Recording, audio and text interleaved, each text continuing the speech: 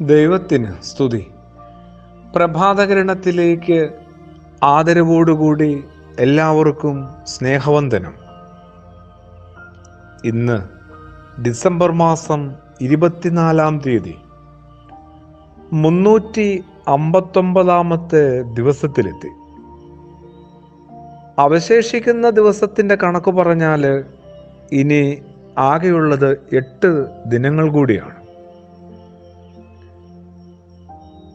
അർഹതപ്പെട്ട പലതും ബോധപൂർവം വേണ്ടെന്ന് വെക്കേണ്ടി വരുന്നു എന്നൊരു വലിയ അപകടം ഒരുവൻ്റെ ആത്മീയ ജീവിതത്തിനകത്ത് അവൻ യേശുവിനെ ആത്മാർത്ഥമായി പിന്തുടരേണ്ടി വരുന്ന നിമിഷം മുതൽ ആരംഭിക്കുകയാണ്.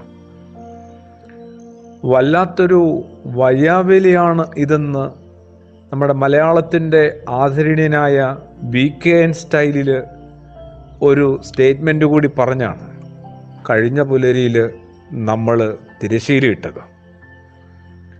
ഒരു കുഞ്ഞ് ഭൂമിയിൽ പിറക്കുമ്പോൾ ഒരു നക്ഷത്രവും അതോടൊപ്പം ആകാശത്ത് പിറവിയെടുക്കുമെന്ന് വിശ്വസിച്ചിരുന്ന നാട്ടിലാണ് യേശുവിൻ്റെ പിറവി.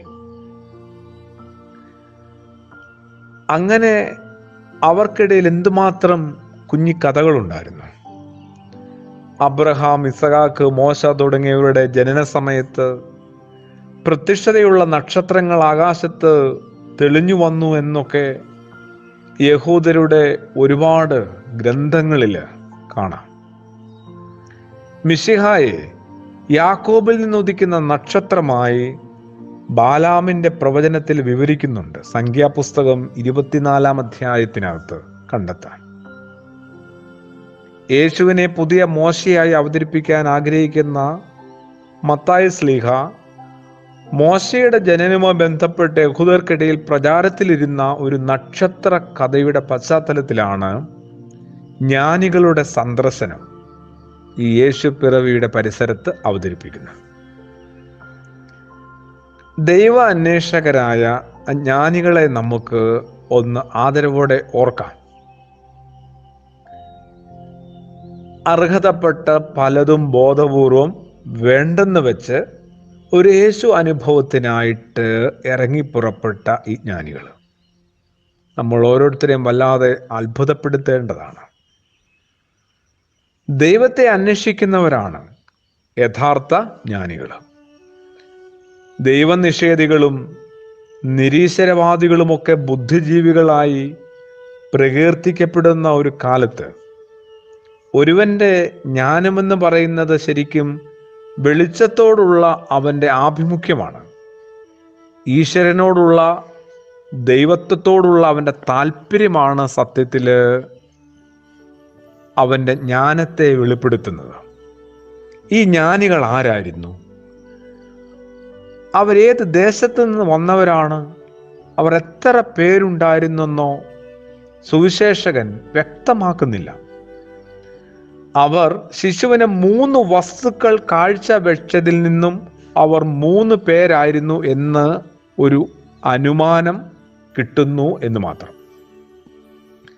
ജ്ഞാനികൾ ആരായിരുന്നു എന്നതിനേക്കാൾ ജ്ഞാനികളുടെ ലക്ഷ്യമെന്തായിരുന്നു എന്നതിനാണ് എഴുത്തുകാരനായ സുവിശേഷകനായ മത്തായി ശ്ലീഹ പ്രാധാന്യം നൽകുന്നത്.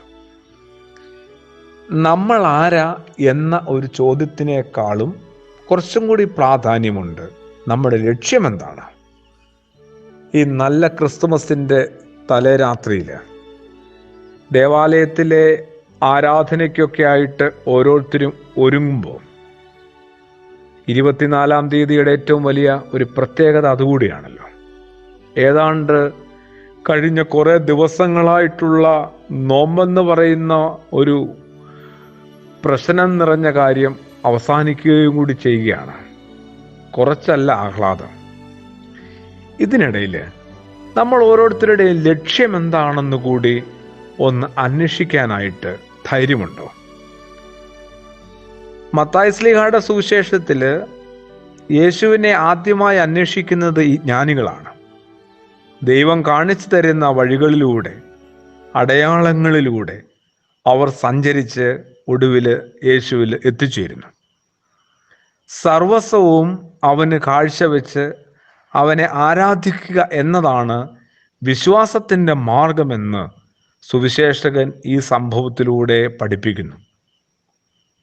തീർച്ചയായിട്ടും ഒരു യേശു അവബോധത്തിനായിട്ടുള്ള ആഗ്രഹത്തിലും യാത്രയിലുമായിരിക്കുന്ന ഓരോരുത്തരും ഈ നല്ല പുലരിയിൽ കുറെ കൂടി ബോധപൂർവം യേശുവിനെ അന്വേഷിക്കുവാനായിട്ട് ഈ ജ്ഞാനികൾ തരുന്ന ജീവിത സന്ദേശത്തെ പ്രാർത്ഥനയോടുകൂടി സ്വീകരിച്ച് നമുക്ക് ആരംഭിക്കാം. ആമേൻ.